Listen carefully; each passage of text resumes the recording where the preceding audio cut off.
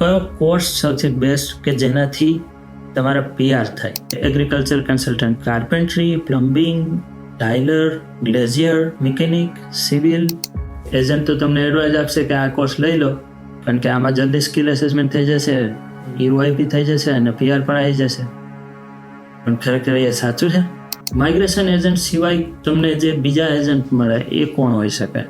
કોઈ વ્યક્તિ migration agent છે એ તમે કઈ રીતે કન્ફર્મ કરી શકો? Migration agent acting as education agent એ બહુ ખતરનાક છે. તમને સાચી એડવાઇસ આપીને PR કરાવવાના બદલે જો કમિશન ઉપર એમનું ધ્યાન વધારે છે તો તમે ફસાઈ જશો. તો ડિપાર્ટમેન્ટ તમારા વિઝા પર એક્શન લઈ શકે અને કેન્સલ પણ કરી શકે. તો એ હેલ્પની કોસ્ટ કેટલી હશે? તમે ઓસ્ટ્રેલિયામાં છો, તમને ખ્યાલ છે કે એક્સપિરિયન્સ કઈ રીતે તમે કરશો કે જેથી કરીને તમે સ્ટેપ બાય સ્ટેપ આગળ વધીને PR સુધી પહોંચી શકો.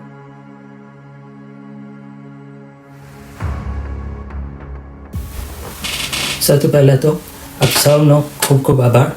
ખાસ કરીને આપણા જે બધા કાઠિયાવાડી ગ્રુપ છે, વોટ્સએપમાં, ફેસબુકમાં, બધા જે સોશિયલ મીડિયા અકાઉન્ટ્સ છે, ગ્રુપ્સ છે, એ બધામાંથી ઘણા બધા ફ્રેન્ડ્સ, ઘણા બધા છોકરા છોકરીઓના કોલ આવતા હોય છે મને, અને સારો એવો સહયોગ મળે છે. બધાનો ખૂબ સપોર્ટ રહ્યો છે અત્યાર સુધી, અને છેલ્લા 9 મહિનાથી કન્ટિન્યુ બધાની જોડે સંપર્કમાં છું. એટલે આપ સૌનો દિલથી ધન્યવાદ, અને બસ આમ જ સહયોગ કરતા રહો. હું મારી સાઈડથી પૂરી ટ્રાય કરું છું, કારણ કે જે રીતે બધાની અપેક્ષા છે એ પ્રમાણે હું પણ જેટલું બને તેટલું વધારે સારી અને બધાને અફોર્ડ કરી શકાય એ રીતે સર્વિસ આપવાની ટ્રાય કરું છું. કોશિશ એવી રહી છે કે બને ત્યાં સુધી સેમ ડે કોલબેક કરું, કે ઈમેલના રિપ્લાય કરવાના હોય એ કરું. અને મોસ્ટલી આપણી જ કમ્યુનિટીના છે, આપણી જ કમ્યુનિટીનો સપોર્ટ છે. કમ્યુનિટી એટલે ખાલી આપણા ગુજરાતી પટેલો જ નહીં, પણ બીજી જ્ઞાતિના પણ છોકરા છોકરીઓના ફોન આવતા હોય છે. અને હું એવું કહી શકું કે 90% મારા જે ક્લાયન્ટ્સ છે એ આપણા ગુજરાતી કમ્યુનિટીમાંથી જ છે. ઓનલી 10% છે કે જે આઉટ ઓફ ગુજરાત કે આઉટ ઓફ ઇન્ડિયાથી છે. બાકી મોસ્ટલી આપણા જ ગુજરાતી ભાઈઓ બહેનોનો મને કોલ આવતો હોય છે. તો મારી બી જવાબદારી બને છે કે જો તમે મારા ઉપર ટ્રસ્ટ કરો છો એ પ્રમાણે હું તમને સાચી સલાહ આપું, કે જેથી કરીને તમે ખોટા રસ્તે ક્યાંય ફસાવ નહીં અને તમારા PR બને તેટલા જલ્દી થાય. આ બધા બોયઝ એન્ડ ગર્લ્સના જે મને કોલ આવે છે અને જે મારી જોડે ડિસ્કસ થતું હોય છે, તો બધાનું અત્યારે ટેન્શન કહીએ કે ક્વેરી કહીએ એક જ છે કે કયો કોર્સ લઈએ કે જેનાથી PR ફટાફટ થાય. તો આજે થોડું એના વિશે ડિસ્કસ કરીએ. પણ એ ડિસ્કસ કરતાં પહેલાં થોડું ઇન્ટ્રોડક્શન આપી દઉં. હું અરુણ પદમાણી, રજિસ્ટર્ડ માઇગ્રેશન એજન્ટ છું અહીંયા ઓસ્ટ્રેલિયામાં.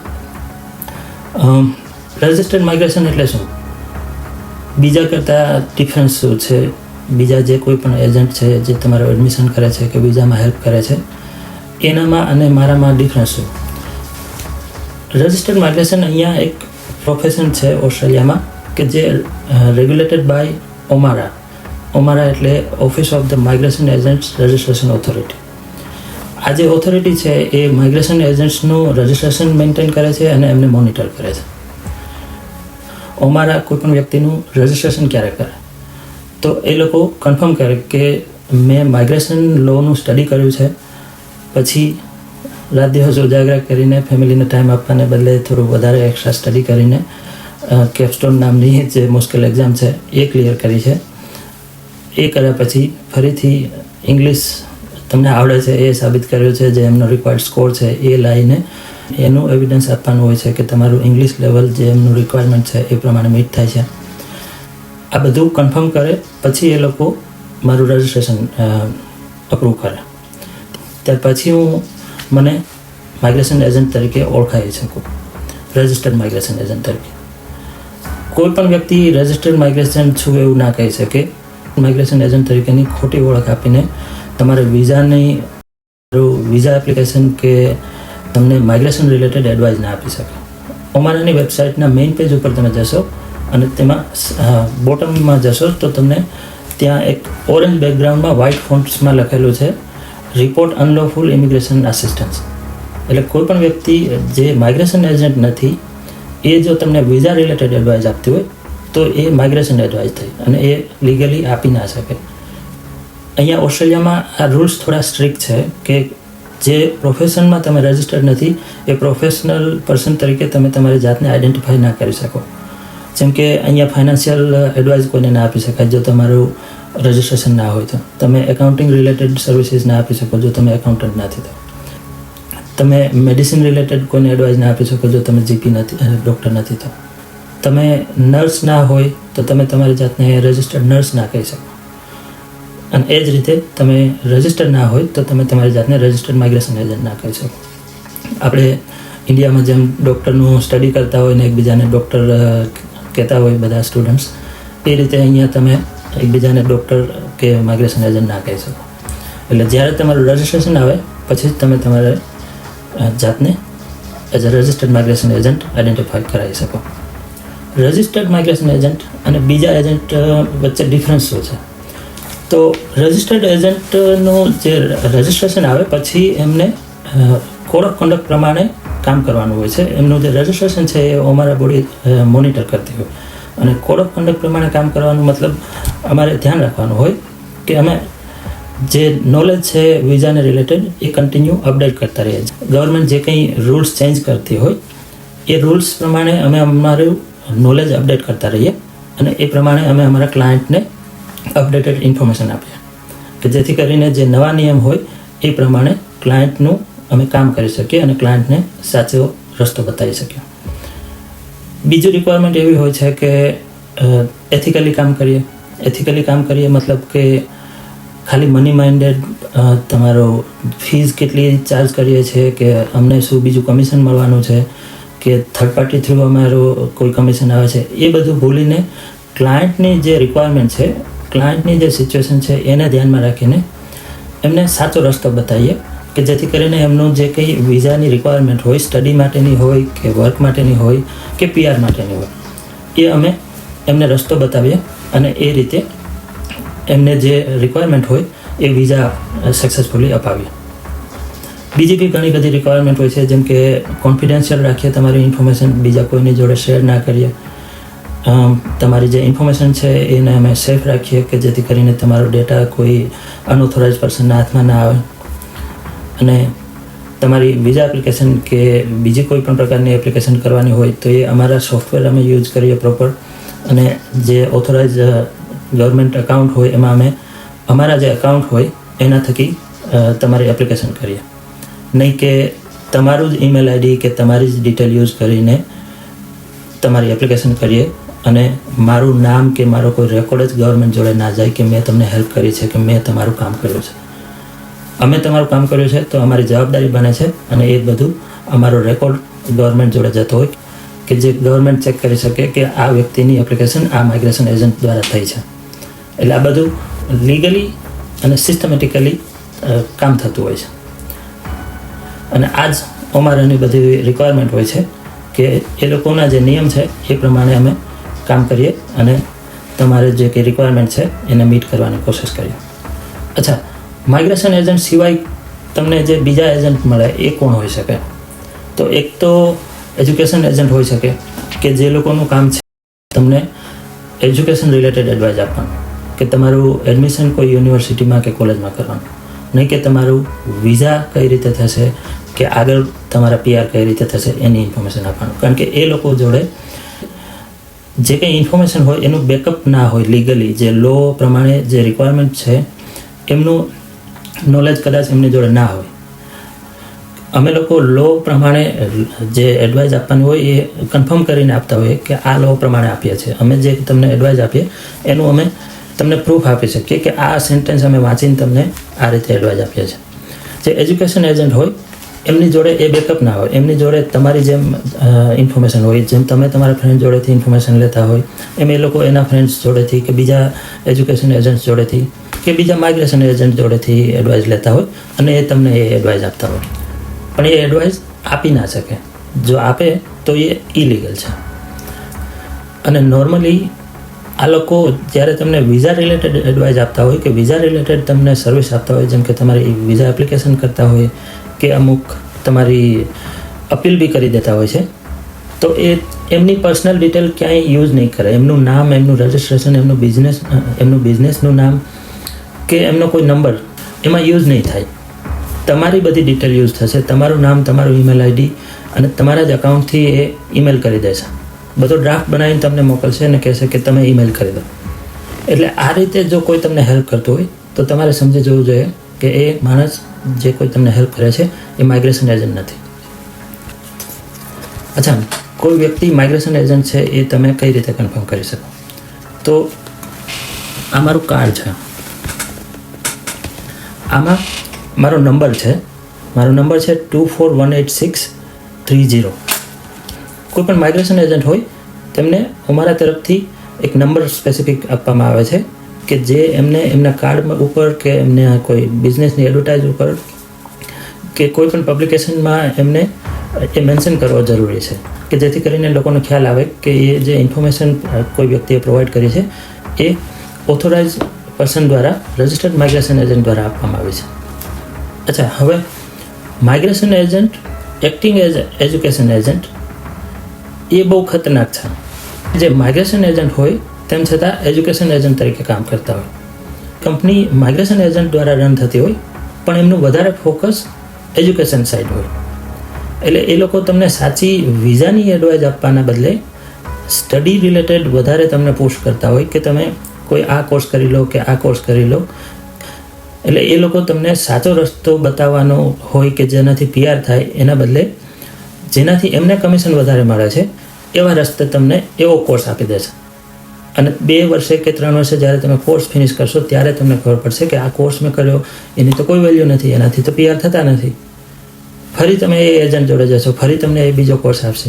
આવી રીતે અમુક લોકો 10-10 વર્ષથી અહીંયા છે. એટલે આ વસ્તુ ખાસ ધ્યાન રાખો, આનાથી સાવચેત રહો કે તમને કોઈ વ્યક્તિ જે પણ કોર્સ આપે છે એ તમે થોડું એના વિશે ચકાસી લો. તમને સાચી એડવાઇસ આપીને PR કરાવવાના બદલે જો કમિશન ઉપર એમનું ધ્યાન વધારે છે તો તમે ફસાઈ જશો. અચ્છા, આ સિવાય બીજા એજન્ટ હોય છે કે જે નથી એજ્યુકેશન એજન્ટ કે નથી માઇગ્રેશન એજન્ટ કે નથી migration agent acting as education agent. એટલે આ લોકોનું કામ કોઈ જગ્યાએ પોતાનું રજિસ્ટ્રેશન કે પ્રોપર કામ ના હોય. એટલે આ લોકોનું કામ થોડું વધારે જોખમી હોઈ શકે કારણ કે વધારે પડતું ખોટા ડોક્યુમેન્ટ, ખોટું કામ થતું હોય. કારણ કે એ લોકો તમને બિલકુલ ખોટી હેલ્પ કરશે. તમારું ઇંગ્લિશનો સ્કોર નહીં હોય તો તમને એમ કહેશે કે ભાઈ ઓકે, કશો વાંધો નથી, આપણે કંઈક કરી દઈશું. તમારો એક્સપિરિયન્સ ઇનફ નહીં હોય તો એનું કંઈક આમ તેમ સેટ કરી આપશે. કે તમારે ફાઇનાન્સ ઇનફ ના હોય તો એનું કંઈક તમને ખોટા ડોક્યુમેન્ટ કરી આપશે. એટલે આ કોઈ પણ ખોટા ડોક્યુમેન્ટ કે ખોટી રીતે સેટ બધું કરી આપતા હોય ત્યાં તો તમારે વધારે ધ્યાન રાખવું જરૂરી છે. તમે કોઈ એક પાકિસ્તાની સ્ટુડન્ટનો વિડીયો જોયો હશે કે એના એજન્ટે એની વિઝા એપ્લિકેશન કરી હતી, એમાં એવું ડોક્યુમેન્ટ એડ કર્યું હતું કે જે ક્લાયન્ટને જ ખબર નથી. અને ડિપાર્ટમેન્ટવાળાને જ્યારે ખબર પડી તો એ સ્ટુડન્ટને ઓસ્ટ્રેલિયામાં ફરી એન્ટ્રી ના કરવા દીધી અને એમને ડિપોર્ટ કરી દીધા. એટલે તમારે કોઈ પણ પર્સનને જ્યારે ઓથોરિટી આપો તમારા માટે વિઝા એપ્લિકેશન કરવાની તો ચેક કરો કે એ વ્યક્તિ માઇગ્રેશન એજન્ટ છે કે નહીં. કારણ કે એમની જવાબદારી બને છે કે જે તમે ડોક્યુમેન્ટ આપો છો એ જ એ યુઝ કરશે. એ પોતાની રીતે જાતે કોઈ ડોક્યુમેન્ટ બનાવીને તમારી એપ્લિકેશનમાં નહીં લગાડે કે જેના વિશે તમને ખબર જ નથી, કે જે ફ્યુચરમાં ડિપાર્ટમેન્ટવાળાને ખ્યાલ આવે કે આ ખોટું ડોક્યુમેન્ટ છે તો તમને તમારા વિઝા કેન્સલ થવાનું ને એવું કશો પ્રોબ્લેમ ના થાય. અચ્છા, આ બધા ખોટા કામ ક્યાં સુધી ચાલે? જ્યાં સુધી ગવર્મેન્ટ સ્ટ્રિક્ટલી એક્શન ના લે કે કોઈના ધ્યાનમાં ના આવે ત્યાં સુધી ચાલતું રહેશે.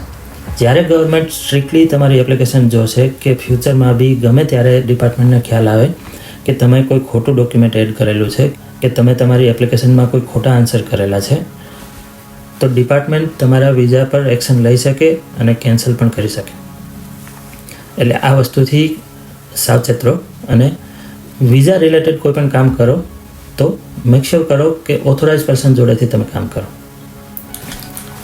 ઓકે, હવે વાત કરીએ કયો કોર્સ સૌથી બેસ્ટ કે જેના તમારા PR થાય, જલ્દી થાય, સેફ રીતે, લીગલી અને ઓછા ખર્ચે. એજન્ટ તો તમને એડવાઇસ આપશે કે આ કોર્સ લઈ લો કારણ કે આમાં જલ્દી સ્કિલ એસેસમેન્ટ થઈ જશે, EOI થઈ જશે અને PR પણ આવી જશે. પણ ખરેખર એ સાચું છે? કે એમને કમિશન વધારે એ કોર્સમાં મળે છે એટલે તમને એ કોર્સ આપે છે. આજકાલ બધાને ટ્રેડ કોર્સની એડવાઇસ મળે છે, તો ટ્રેડ કોર્સ કયો કરવો જોઈએ? ઘણા તમને કાર્પેન્ટ્રીનો કોર્સ એડવાઇસ કરતા હશે, ઘણા ટીચિંગનો એડવાઇસ કરતા હશે, ઘણા પ્લમ્બિંગનો એડવાઇસ કરતા હશે, ઘણા સિવિલનો કરતા હશે, કે પેઇન્ટિંગનો કરતા હશે, કે પછી કોમ્યુનિટી કેરનો કરતા હોય. કોઈ પણ કોર્સ તમને એડવાઇસ કરતા હોય. આ બધામાંથી સૌથી બેસ્ટ કોર્સ કયો છે? મને જે બધા કોલ આવતા હોય છે એમાં આ એક બહુ સામાન્ય ક્વેશ્ચન છે. તો એના માટે અમુક વસ્તુ તમે તમારી જાતે રિસર્ચ કરો, જાતે શીખી લો. જે કોઈ વ્યક્તિ, જે કોઈ એજન્ટ તમને ઇન્ડિયાથી કે અહીંયા જે કોર્સ આપે છે એના વિશે થોડું રિસર્ચ કરો કે એ કોર્સનો આઉટકમ શું છે. એ કોર્સ કમ્પ્લીટ કર્યા પછી તમારું કયા ઓક્યુપેશનમાં સ્કિલ એસેસમેન્ટ થશે અને એ ઓક્યુપેશન માટે કઈ સ્કિલ એસેસમેન્ટ બોડી છે જે સ્કિલ એસેસમેન્ટ કરશે. સ્કિલ એસેસમેન્ટ માટેની રિક્વાયરમેન્ટ શું છે? જેમ કે અમુક કોર્સ તમે કરો તો એની જે એસેસિંગ બોડી હોય એમાં એ કોર્સ એ યુનિવર્સિટી એક્રિડિટેડ હોવી જોઈએ. મતલબ એ કોર્સ અને એ એસેસિંગ બોડી જોડે એનું વેલિડેશન હોવું જોઈએ કે એ યુનિમાંથી તમે કોર્સ કમ્પ્લીટ કરો પછી તમારું સ્કિલ એસેસમેન્ટ થશે. એ કમ્પ્લીશન ડોક્યુમેન્ટ્સ બધા તમે આપશો, તમારી ટ્રાન્સક્રિપ્ટ ને એ બધું આપશો, રિક્વાયર્ડ ઇંગ્લિશ કોર તમે આપશો એટલે તમારું સ્કિલ એસેસમેન્ટ થશે. જ્યારે એ યુનિવર્સિટી કે એ કોર્સ એક્રેડિટેડ નથી હોતો તો બની શકે કે તમારે એક્સ્ટ્રા એક્સપિરિયન્સ બતાવવો પડે કે એક્સ્ટ્રા યુનિટ સ્ટડી કરવા પડે. તો આ તમે કન્ફર્મ કરો. જેમ કે માસ્ટર ઓફ ટીચિંગ તમે કરો છો તો એ કોર્સ તમે જે યુનિવર્સિટીમાંથી કરો છો એની સ્કિલ એસેસમેન્ટ બોડીમાં કન્ફર્મ કરો કે એ કોર્સથી સ્કિલ એસેસમેન્ટ કયા લેવલનું થાય છે. કારણ કે એવું તો નથી ને કે માસ્ટર કોર્સ કરો છો તમે, તમારે બનવું છે પ્રાઇમરી ટીચર પણ એ સ્કિલ એસેસમેન્ટ થતું નથી. સ્કિલ એસેસમેન્ટ થાય છે અર્લી ચાઇલ્ડહુડ ટીચરનું. તો આ વસ્તુ તમારે ચેક કરવી પડે. જ્યારે તમને કોઈ એજન્ટ કોર્સ આપતો હોય તમે ઓનલી ફીઝ કે ઓનલી કેમ્પસ કે લોકેશન પર ફોકસ કરો અને સ્ટડી કર્યા પછી તમને ખબર પડશે તમારે ઓક્યુપેશન બીજું જોઈતું હતું અને હવે એનું સ્કિલ એસેસમેન્ટ નહીં થતું. તમે જે ઓક્યુપેશન માટે સ્ટડી કરતા હતા એનું સ્કિલ એસેસમેન્ટ નહીં થતું. એટલે કોર્સ સિલેક્શન વખતે તમે થોડું જાતે રિસર્ચ કરો. એ સ્કિલ એસેસમેન્ટ માટે પ્રોસેસિંગ ટાઈમ કેટલો લાગે? સ્ટ્રેટ હવે થાય છે કે કોઈ એક્સપિરિયન્સની રિક્વાયરમેન્ટ છે, જેમ કે એગ્રીકલ્ચર કન્સલ્ટન્ટ છે, મેનેજમેન્ટ કન્સલ્ટન્ટ છે, કે કોઈ managers, mostly managers related occupation જે છે વેટ એસેસથી એસેસ થાય છે. તો એમાં રિક્વાયરમેન્ટ મોસ્ટલી એવી હોય છે કે 1 યરનો એક્સપિરિયન્સ હોવો જોઈએ. તો તમે અહીંયા સ્ટડી કરો છો તો સ્ટ્રેટ હવે તમને મેનેજરની જોબ કોણ ઓફર કરવાનો છે? તમને મેનેજર લેવલ સુધી પહોંચવા માટે કેટલો ટાઈમ લાગશે? ક્યારે તમે એ એક્સપિરિયન્સ કલેક્ટ કરશો ને ક્યારે તમારું સ્કિલ એસેસમેન્ટ થશે? સ્ટડી પછી તમારી જોડે જે વિઝાનો પીરિયડ છે એ ડ્યુરેશનમાં આ બધું થઈ જાય એમ છે કે નહીં? અચ્છા, તમે કાર્પેન્ટ્રી, plumbing, tiler, glazier, mechanic, civil આ બધા ટ્રેડ કોર્સનું સ્કિલ એસેસમેન્ટ કઈ રીતે કરશો? મોસ્ટલી જે ટ્રેડ કોર્સ છે એ એસેસ થશે TRAથી. તો TRAની રિક્વાયરમેન્ટ શું છે? કેટલા અવર્સ તમારે કામ કરવાનું છે? કોને અંડરમાં તમારે કામ કરવાનું છે? એની રિક્વાયરમેન્ટ શું છે સ્કિલ એસેસમેન્ટ માટેની એ ચેક કરો. જે જોબ રેડી પ્રોગ્રામ તમારે કરવાનો હોય છે એ તમે કઈ રીતે કરશો? એના માટે કોણ એમ્પ્લોયર છે, કોણ તમને જોબ આપવાનું છે, એના માટે જે જોબ શોધવાની છે એ તમે ક્યાંથી શોધવાના છો, જે એક્સપિરિયન્સ કરવાનો છે કેટલા અવર્સનો એક્સપિરિયન્સ કરવાનો છે, TRAનો પ્રોસેસિંગ ટાઈમ કેટલો છે, તમારી જોડે જે TR છે એમાં તમારું સ્ટડી અને સ્કિલ એસેસમેન્ટ બધું કમ્પ્લીટ થઈ જાય એમ છે. અચ્છા, થઈ જાય એમ છે તો પાછળ કેટલો ટાઈમ વધે છે કે જેમાં તમે UI કરીને વેઇટ કરશો કે એટલા ટાઈમની અંદર તમે ઇન્વિટેશન એક્સપેક્ટ કરો છો PR માટેનું? આ બધું માઇગ્રેશન એજન્ટને મળીને પ્લાન કરો કે તમે એક્ઝેક્ટલી ક્યારે કયો કોર્સ સ્ટાર્ટ કરી દેવો જોઈએ, ક્યારે તમે જોબ રેડી પ્રોગ્રામ સ્ટાર્ટ કરશો, ક્યારે તમારું સ્કિલ એસેસમેન્ટ અપ્લાય થશે અને ક્યારે તમે EOI લોન્ચ કરી શકશો. અને EOI લોન્ચ કરશો તો કેટલા પોઈન્ટ્સે ઇન્વિટેશન આવે છે અને તમારા કેટલા પોઈન્ટ્સ થાય છે? અત્યારે કેટલા પોઈન્ટ્સ થાય છે તમારા? અત્યારે ઇન્વિટેશન કેટલા પોઈન્ટ્સ આવે છે? ફ્યુચરમાં જ્યારે તમે રેડી થશો ત્યારે તમારા કેટલા પોઈન્ટ્સ થશે અને ત્યારે કોમ્પિટિશન કેટલું હશે અને કેટલું તમારી તમે કયા લેવલમાં છો કે તમારું ઇન્વિટેશન આવી જવાના ચાન્સ છે? અને આ TRA અને વેટાસીસથી જે કોઈ ઓક્યુપેશન એસેસ થાય છે કે બીજા કોઈ પણ ઓક્યુપેશન, બીજી એસેસિંગ બોડી જેમાં તમારે એક્સપિરિયન્સની રિક્વાયરમેન્ટ છે, તો એ એક્સપિરિયન્સ તમે ક્યાંથી અરેન્જ કરશો એ વિચારો. એના માટે તમને કોઈ હેલ્પ કરવાનું છે, તમને કોઈ પ્રોમિસ કર્યું છે, તો એ હેલ્પની કોસ્ટ કેટલી હશે. તમે ઓસ્ટ્રેલિયામાં છો, તમને ખ્યાલ છે કે એક્સપિરિયન્સ કઈ રીતે તમે કરશો. તમને ટ્રેડ કોર્સ ઓફર કરે એટલે તમને ચીપર લાગે, તમને એમ થાય વધારે બીજું કંઈ સ્ટડી કરવું એના કરતાં આ ચીપર કોર્સ લઈ લઈએ એટલે આપણે સેવિંગ થઈ જાય અને પછી ફટાફટ જોબ રેડી પ્રોગ્રામ કરીશું, ફટાફટ PR કરીશું. પણ એ સ્ટડી કર્યા પછી જોબ રેડી પ્રોગ્રામ માટે જે જોબ જોઈએ છે એ તમને ક્યાંથી મળવાની છે. એગ્રીકલ્ચર કન્સલ્ટન્ટનો તમે કોર્સ કરતા હોય, આખા ઓસ્ટ્રેલિયામાં માની લો કે 5000 સ્ટુડન્ટ્સ કરે છે કોર્સ, કે ઇવન 500 સ્ટુડન્ટ્સ કરે છે, તો એ 500 સ્ટુડન્ટ્સને જે જોબ બતાવવાની છે એ તમે ક્યાંથી, એ તમે કઈ રીતે કોમ્પિટિશન કરીને એ જોબ ફાઇન્ડ કરશો. એ જોબ તમે જ્યાં રહો છો અત્યારે, તમે જ્યાં સ્ટડી કરો છો ત્યાં એ એરિયામાં મળવાની છે કે ત્યાંથી તમારે રિલોકેટ થવું પડશે. તમે મેજર સિટીમાં રહો છો અને એગ્રીકલ્ચરનો કોર્સ કરો છો, તો પછી તમે એનો એક્સપિરિયન્સ કઈ રીતે લેવાનો છો, એ એક્સપિરિયન્સ માટે જોબ ક્યાંથી ફાઇન્ડ કરવાનો છો, એ કેટલા ડિસ્ટન્સ ઉપર છે, તમે રહો છો ત્યાંથી તમે રેગ્યુલર ટ્રાવેલ કરીને જવાના છો કે તમારે એ ટાઈમે રિલોકેટ થવું પડશે. અચ્છા, તમે જાતે જોબ નથી શોધી શકતા તો તમને તમારા એજન્ટે પ્રોમિસ કર્યું છે કે એ હેલ્પ કરશે અને એ તમે બિલીવ કરીને તમે એમની વેઇટ કરતા હોય તો એ હેલ્પની કોસ્ટ કેટલી થવાની છે. જોબ રેડી પ્રોગ્રામ ટાઈમે તમારે ફાઇનાન્શિયલ લોસ કેટલો થવાનો છે. જોબ રેડી પ્રોગ્રામ કે વર્ક એક્સપિરિયન્સ 1 યરનો જ્યારે લેવાના છો તો કેટલી સેલરી મળવાની છે. તમારું અત્યારનું જે અર્નિંગ છે કે તમે જ્યાં છેલ્લા 2 થી 3 વર્ષથી છો અને જ્યાં તમે જોબને બધું સેટ કર્યું છે એ બધું છોડીને તમારે રિલોકેટ થવાનું હોય તો ત્યાં કેટલો ટાઈમ લાગશે, કેટલી સેલરી મળશે, બીજો કોઈ એક્સપેન્સ છે કે નહીં, આ બધું તમે ડિસાઇડ કરો કે કેટલો એક્સપેન્સ થવાનો છે. અચ્છા, જોબ રેડી પ્રોગ્રામ કરી લીધો, તમારું સ્કિલ એસેસમેન્ટ થઈ ગયું. હવે EOI બેઝ પરથી ઇન્વિટેશન ના આવ્યું તો તમારી જોડે શું ઓપ્શન બચ્યા છે. સ્પોન્સરશિપનું વિચારો છો તો સ્પોન્સરશિપ માટે કેટલી કોસ્ટ લાગવાની છે, વિઝા કોસ્ટ કેટલી છે, એજન્ટની કોસ્ટ કેટલી છે, તમને સેલરી શું મળવાની છે, તમે TRમાં વિધાઉટ રિસ્ટ્રિક્શન કામ કરતા હોય ત્યારે તમારું અર્નિંગ શું છે, 482 વિઝા કરશો, કોઈ એમ્પ્લોયર તમને સ્પોન્સર કરશે તો તમારી સેલરી શું રહેવાની છે. એટલે આ બધું થોડું કેલ્ક્યુલેટ કરો તો તમને ખ્યાલ આવે કે કયો કોર્સ કરવો જોઈએ અને કઈ રીતે તમારે PRનો રસ્તો ડિસાઇડ કરવો જોઈએ. અને કોર્સ સિલેક્ટ કર્યા પહેલાં તમે તમારી જાતે તમારા પોઈન્ટ્સ કેલ્ક્યુલેટ કરો. ગવર્મેન્ટની વેબસાઇટ ઉપર ફ્રીમાં તમે બધું જાતે કરી શકો છો. તમે જુઓ કે તમારા પોઈન્ટ્સ અત્યારે કેટલા છે, તમે કોર્સ ફિનિશ કરશો ત્યારે તમારા પોઈન્ટ કેટલા હશે, અત્યારે કેટલા પોઈન્ટ્સ ઉપર તમે જે ઓક્યુપેશન સિલેક્ટ કરો છો એમાં ઇન્વિટેશન આવે છે, ફ્યુચરમાં કોમ્પિટિશન વધારે હશે તો ત્યારે કેટલા પોઈન્ટ સુધીનું એક્સપેક્ટ કરો છો, એક્સ્ટ્રા પોઈન્ટ્સ કઈ રીતે કલેક્ટ કરવા. તમે ઓસ્ટ્રેલિયામાં સ્ટડી કરો છો એના 5 પોઈન્ટ્સ તમને મળે છે, પણ એ જ સ્ટડી તમે રિજનલમાં કરો તો એક્સ્ટ્રા બીજા 5 પોઈન્ટ મળે તો ટોટલ 10 પોઈન્ટ્સ થઈ જશે.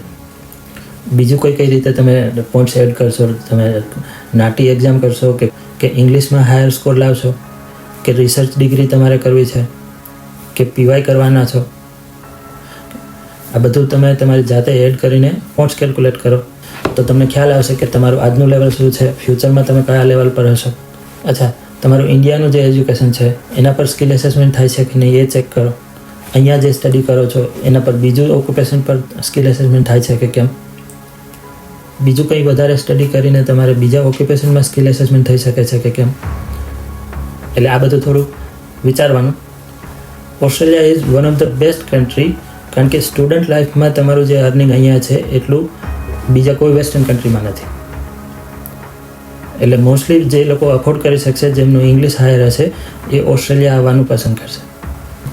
એટલે ઓસ્ટ્રેલિયાનો ક્રેઝ વધારે છે બીજા વેસ્ટર્ન કન્ટ્રીની કમ્પેરમાં, અને બેનિફિટ પણ છે. અને પછી ફ્યુચરમાં ઓબ્વિયસલી તમે જ્યારે TR થાય અને PR થાય ત્યારે પણ અર્નિંગ સારું છે. એટલે બધા ઓપ્શન ચેક કરીને બને તેટલા PR માટેના ઓપ્શન ઓપન રાખો, કારણ કે PR આવવા હવે એટલું ઇઝી નથી, પહેલાંય નહોતું ઇઝી. અચ્છા, લાસ્ટમાં એટલું જ કહીશ કે તમે હજુ હમણાં જ ઓસ્ટ્રેલિયામાં આવ્યા હોય સ્ટુડન્ટ તરીકે કે પછી TRમાં હોય, TR હજુ ગ્રાન્ટ થયા છે કે 1 વર્ષ થઈ ગયું છે કે 2 વર્ષ થઈ ગયા છે, જેટલું જ બને તેટલું જલ્દી જેના પર તમે ટ્રસ્ટ કરતા હોય એ માઇગ્રેશન એજન્ટને જઈને મળો અને તમારા PR માટે પ્લાન પ્રિપેર કરો કે જેથી કરીને તમે સ્ટેપ બાય સ્ટેપ આગળ વધીને PR સુધી પહોંચી શકો. મારી કોન્ટેક્ટ ડિટેલ્સ ડિસ્ક્રિપ્શનમાં જ છે, જરૂર પડે મને કોન્ટેક્ટ કરો. આ વિડીયો ગુજરાતીમાં જ બનાવ્યો છે કે આપણે કમ્યુનિટી માટે ઇન્ફોર્મેશન પ્રોવાઈડ કરી શકું, અને જરૂર પડે તો તમે મારો કોન્ટેક્ટ કરી શકો. અને મોસ્ટ પ્રોબેબલી તમારે ઓસ્ટ્રેલિયા નહીં છોડવું પડે. Thank you.